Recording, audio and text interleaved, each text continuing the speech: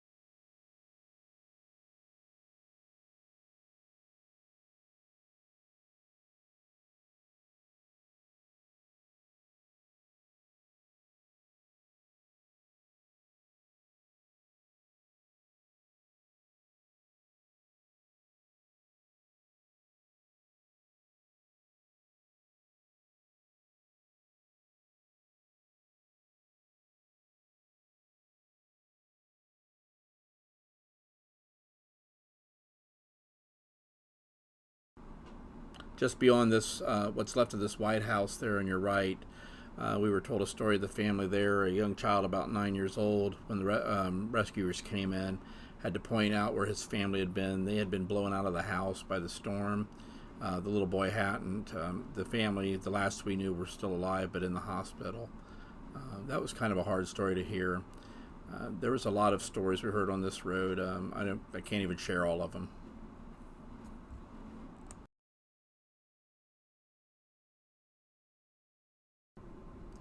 The White House, after the brick house that's on the right, is a house we helped at. We were here several hours cleaning up some stuff in the yard.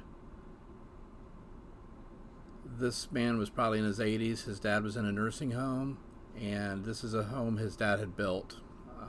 It survived the tornado, and you can see around it on each side that there's some houses that didn't.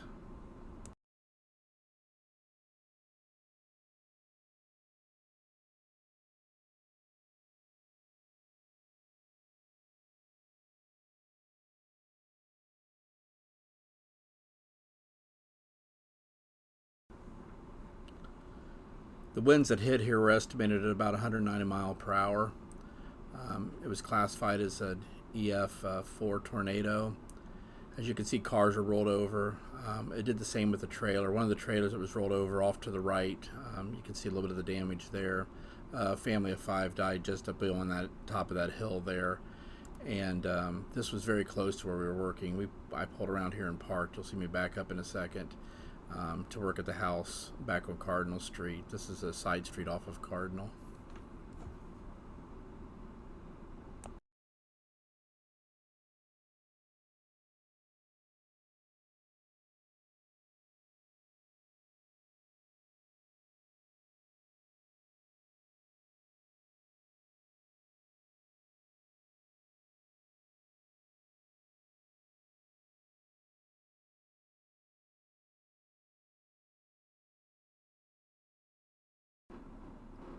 The two homes on the right up here are the last two houses we worked at on our last day. Out in that pond that you just saw there, we found a tree, pretty large tree that had blown, and when we asked the homeowners, neither one of them knew where it had come from. It didn't come from any of them that they could tell. We left this video on in the truck by accident, so I went ahead and left it on here for about 30 seconds. That was the amount of time the residents remembered the tornado passing over. You can see the damage that in under a minute that a 200-mile wind can cause.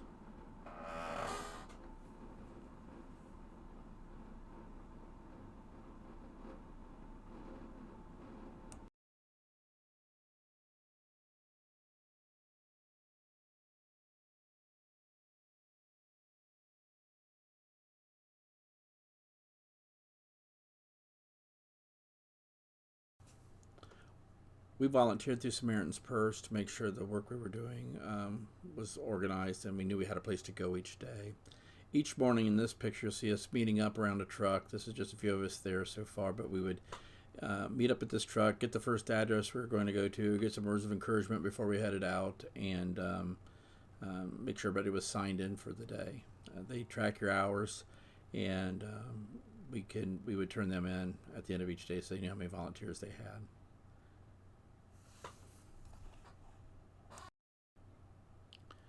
This was the first house we helped at.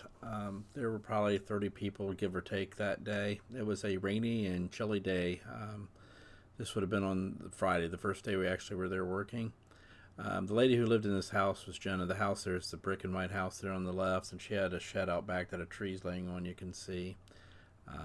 We did a lot of work. The houses to the on that would be right here to your right was missing a roof. The one off to your left was gone. The house was just gone. On off to the right there is just one block up is downtown where you see all the images from TV.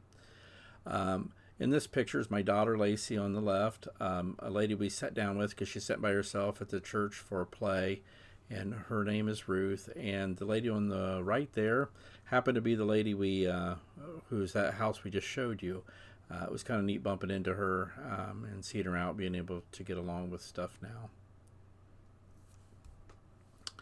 This is our entire group. I believe this picture was from the third day we were working there. There are people in this picture from Texas, Pennsylvania, Atlanta, Georgia, Florida, let's see, Michigan. They were all over the place. There's one guy in there from Oregon even. So we had about eight different states represented in that picture. This was a play we attended in the evening. That's where that other picture comes from. But it was kind of a nice way to end. This was on a Sunday night, and it made a nice way to end the day after all the work we had done and the things we had seen. On Sunday, we had taken a drive down to Casey, which was another hard-hit little small town of 100 people.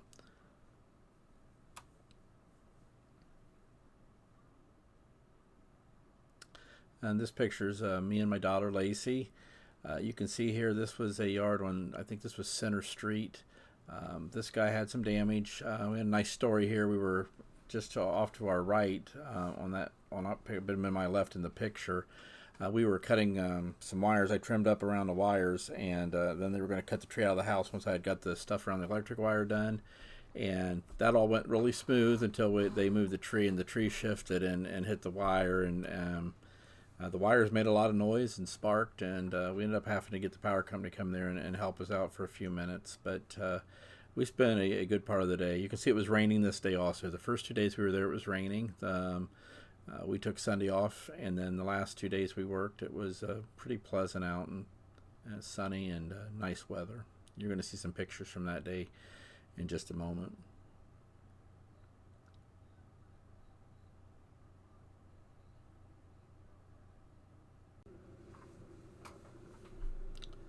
This is another group photo. I think the addition of Maine and Texas are in this photo. There's probably about 30 people in this group. We average anywhere from 24 to 30. Overall, the Samaritan's Purse in Mayfield was averaging between 200 and 240, the last count I had heard.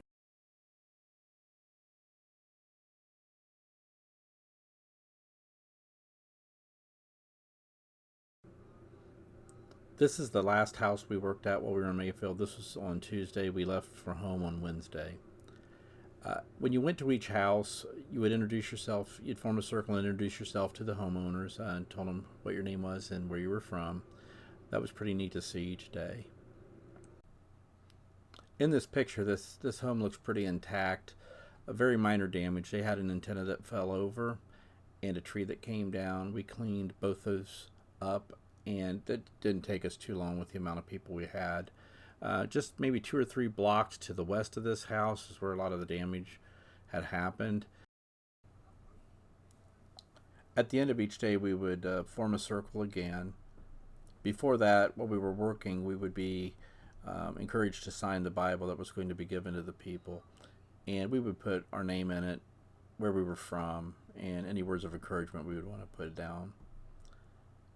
In the picture here, the man in the red coat and cap, and he's standing next to his wife on our right, and the gentleman next to him was our leader for the day. Young lady next to the man in the red is my daughter, and she had the honor of presenting the Bible that day. It was a very nice thing to get to do on the last day at the last house we worked at. Each day when the work was completed, we would head back to the church being used as headquarters, and they would have a meal for us that was served around 5:30, 6 o'clock. It was free of charge, and very good food. We would also take time in the later in the evening to, if we wanted to share stories we had throughout the day. So a lot of people get up and tell different things they had seen, heard, or wanted to share just in general. It was a very good experience. It was a nice way to end the day.